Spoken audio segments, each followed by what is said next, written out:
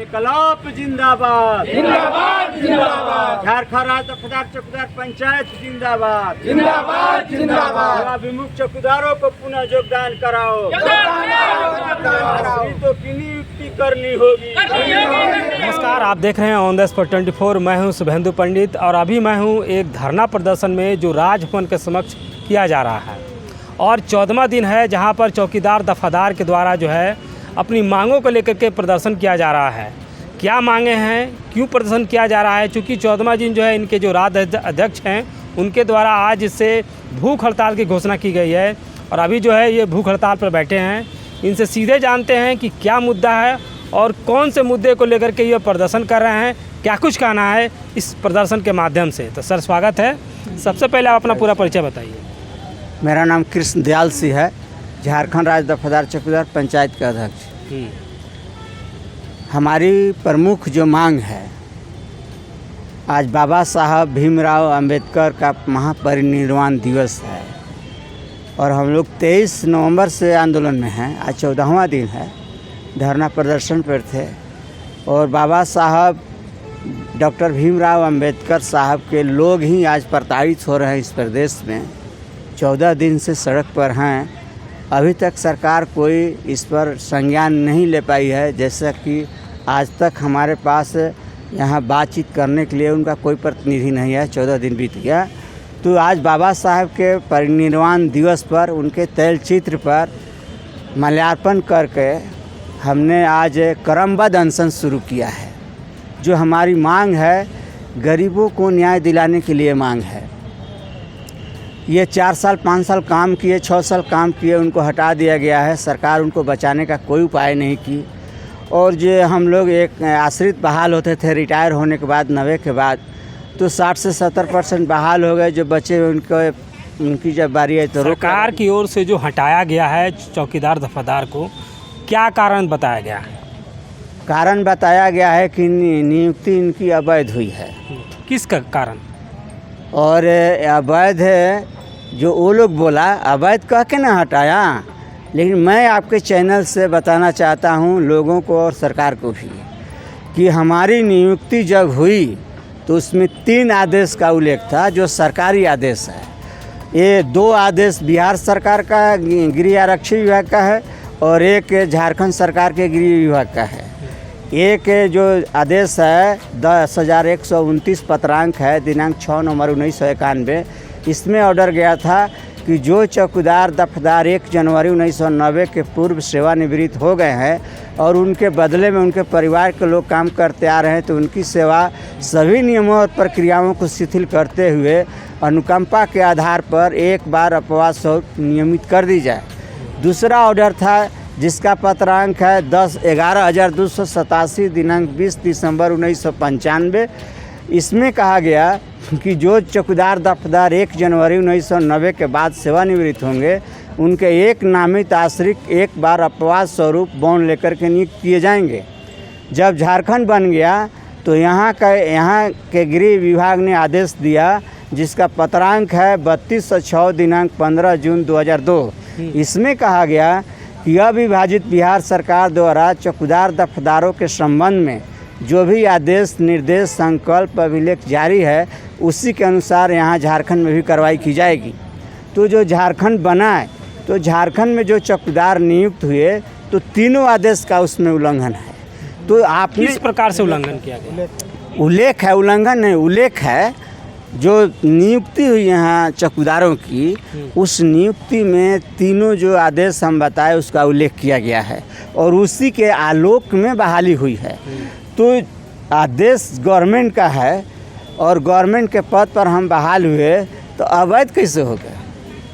अवैध कैसे हो गए? आपके माध्यम से हम सरकार कितना साल जो है लोग नौकरी किए थे उसके बाद हटाया गया?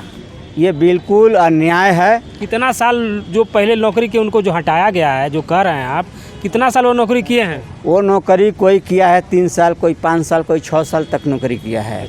और उनका सर्विस बुक खुल गया था। वो सारा पैन कार्ड वगैरह सब उनका बन गया था, पैन कार्ड सब, और उनका कटा हुआ पैसा सरकार के खजाना में आज भी जमा है। हटा क्यों दिया गया? हटा दिया गया, कहा कि कोर्ट के ओट में हटा दिया गया। और कोर्ट में कुछ मामला चल रहा था चौकीदार लोगों का, तो एक DN पटेल जो झारखंड हाई कोर्ट के न्यायाधीश थे, उन्होंने 17 नवंबर 2011 को आदेश दिया था कि नामित के आधार पर चौकीदारों की नियुक्ति करना भारतीय संविधान के अनुच्छेद 14, 15, 16 के खिलाफ है। बाज़ाब्ता विज्ञापन निकाल करके नियुक्ति की जाए। ये सिंगल बेंच का ऑर्डर था। और डबल बेंच का ऑर्डर 2008 में पास हुआ था। इसी झारखंड हाई कोर्ट के मुख्य न्यायाधीश वाला बेंच ऑर्डर दिया था। हम लोगों ने जनहित याचिका दायर किया था, उसमें उन्होंने दिया था कि नियुक्ति के बारे में, ड्यूटी के बारे में, चौकीदारी मैनुअल के बारे में जो गवर्नमेंट का ऑर्डर है उसका सख्ती से अनुपालन राज्य सरकार और उपायुक्त और पुलिस अधीक्षक करावें। तो उस आदेश को जब DN पटेल के बेंच में जब मामला चल रहा था तो उसमें 2008 वाला आदेश का ये लोग लगाया ही नहीं उसके ऑर्डर को। और 2011 के बाद DN पटेल का ऑर्डर आने के बाद जो बहाली हुई वो 2008 के जो ऑर्डर था उसको देने के बाद बहाली शुरू हुई थी।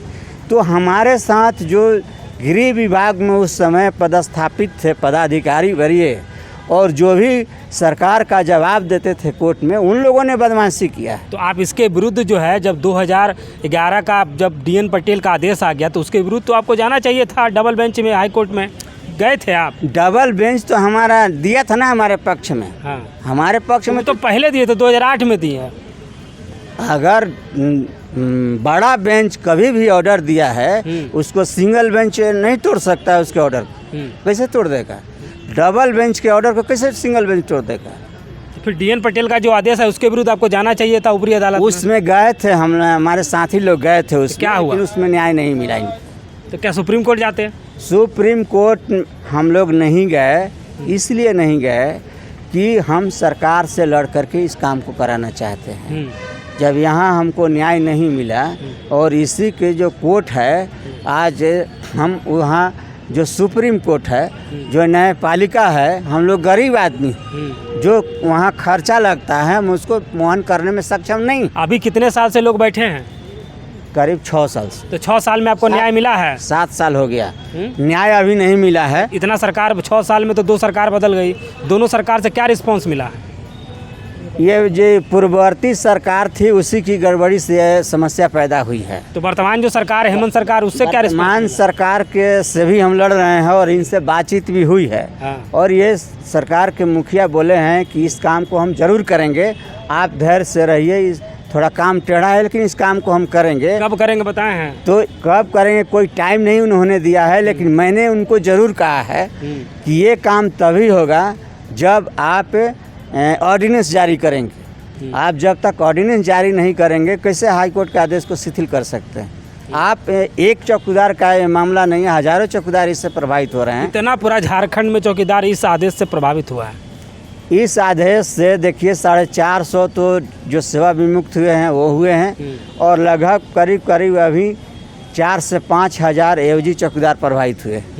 तो सब मिलाकर करीब 6-7 हज़ार चौकीदार प्रभावित। अब जो आप अनशन पे बैठे हैं, पहला दिन है, आज महापरिनिर्वाण दिवस है बाबा साहब है कि अनशन करने से आपका समस्या का समाधान हो पाएगा? ये तो सरकार बताएगी। हमारा जो आंदोलन करने का तरीका है वो हम लोग अहिंसात्मक आंदोलन करते रहे हैं। हम लोगों ने कभी उग्र आंदोलन नहीं किया है और बहुत हम लोग लड़ाई जीते हैं, समाज जनता का भी और चौकीदार का भी। तो इसी तरह से अंबेडकर, लोहिया और ये गांधी के नीति सिद्धांतों पर चलने वाले हम लोग हैं। अहिंसात्मक तरीके से लड़ करके हम लोग का मानना है हम खुद कष्ट झेलेंगे, हम सरकार को कष्ट नहीं देंगे। हम तो यहाँ एक जगह बैठे हैं। ये बताइए कि 7 साल के दौरान कितना बार आंदोलन किए हैं?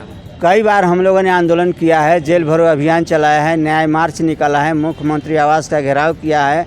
कुछ असर पड़ा है? रांची में ये असर पड़ा था कि इस पर सरकार विचार कर रही थी। रघुवर दास जी से भी हमारी बात हुई थी और आंदोलन के बाद ही रघुवर दास जी ने कहा था अपने OSD को सामने बैठा के।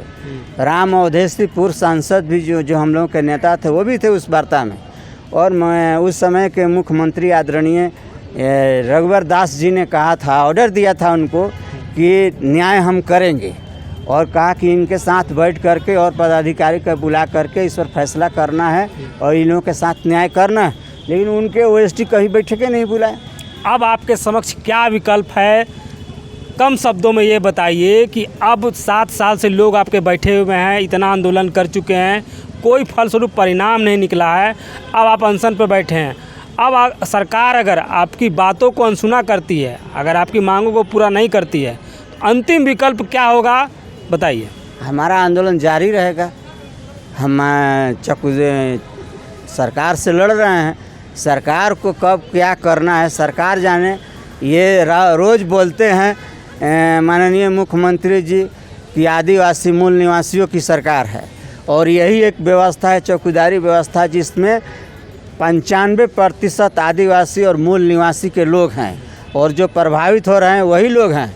तो इस सरकार में हमको उम्मीद है कि न्याय मिलेगा, और जो सरकार क्या करती है वो जाने, लेकिन हमारा जो आंदोलन करने का तरीका है हम उस में बढ़ रहे हैं, वही हम तरीका अपनाए हुए हैं। अब ये है कि रोड जाम करना है तो हम ऐलान करेंगे कि जेल भरो अभियान चलाएंगे, तो रोड रोकेंगे, जाम करेंगे, कानून तोड़ेंगे तो हमको जेल ले जाएंगे।